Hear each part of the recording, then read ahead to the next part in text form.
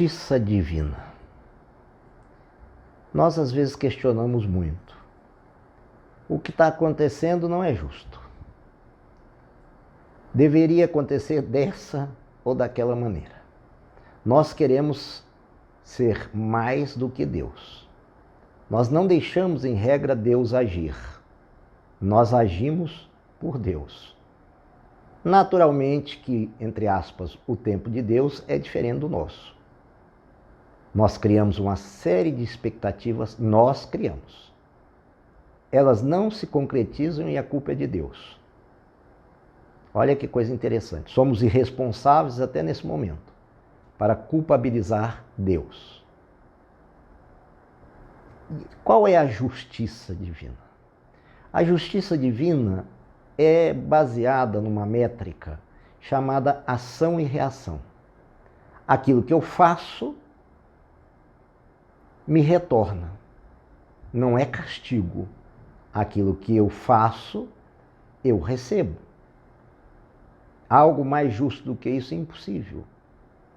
Isso é justiça. Aquilo que não excede ao meu direito. Aquilo que não atinge a esfera alheia. Isso é justiça. A justiça divina é assim. Por exemplo, numa vida eu resolvo tocar uma questão, uma demanda judicial que eu sei que eu não tenho razão, por uma faixa de terras que eu sei que não são minhas, e consigo, talvez, até por alguma influência, seja lá qual seja, obter aquela causa favoravelmente. Fico com aquela gleba de terra.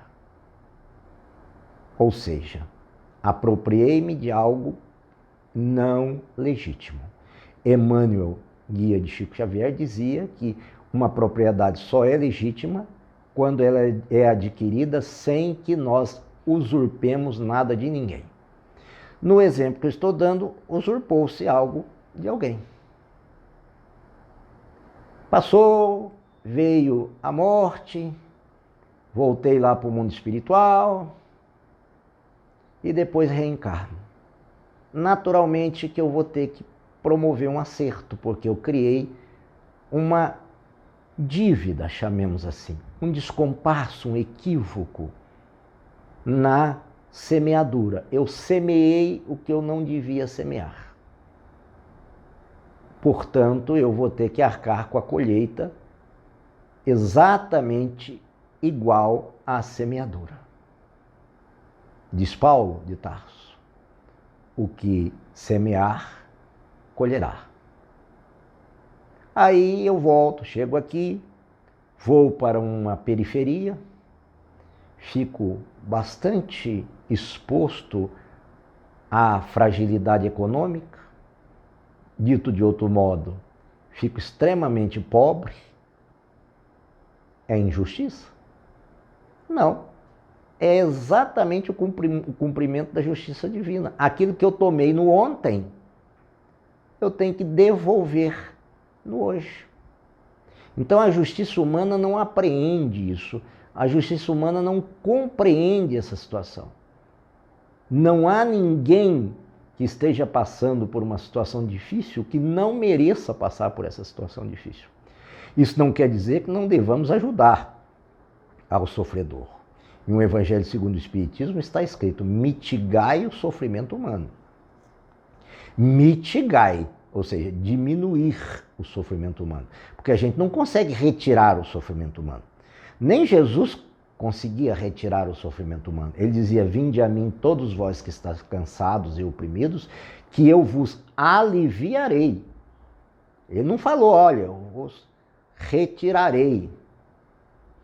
Por quê? Porque ninguém mais que Jesus, conhecedor da lei do Pai, conhecedor dessa lei da justiça divina, iria infringir, iria contra a mesma. Nunca. Ele, por sinal, a cumpriria. Então nós temos que observar que não há injustiçado. Pode até ter injustiça.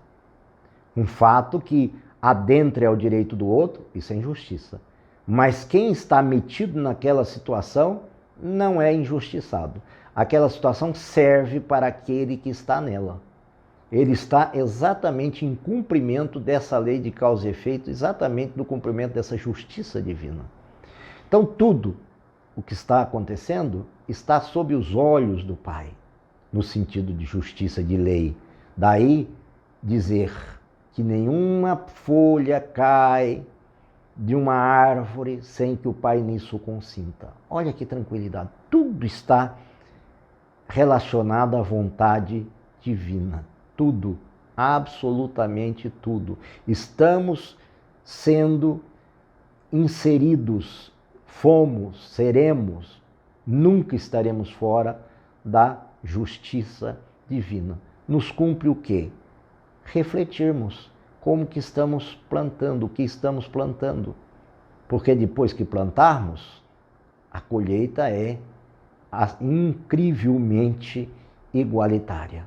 Então pensemos antes de plantar, no que plantar, como plantar, para que plantar daquela forma, e vamos receber como retorno esse aspecto dentro da justiça divina. O Espiritismo é um promotor da justiça divina, inclusive tem uma parte nas leis morais do livro dos Espíritos, que trata da justiça, do amor e da caridade. A justiça é essa balança fiel que devemos sempre estar com ela. A divina não é corruptível. A dos homens, às vezes sim. Vamos pensar, meditar, refletir na amorosidade divina. Muito obrigado. Referência do estudo: O Livro dos Espíritos, capítulo 11, Leis Morais. 10ª Lei. Lei de Justiça, Amor e Caridade. Questões 873 a 879.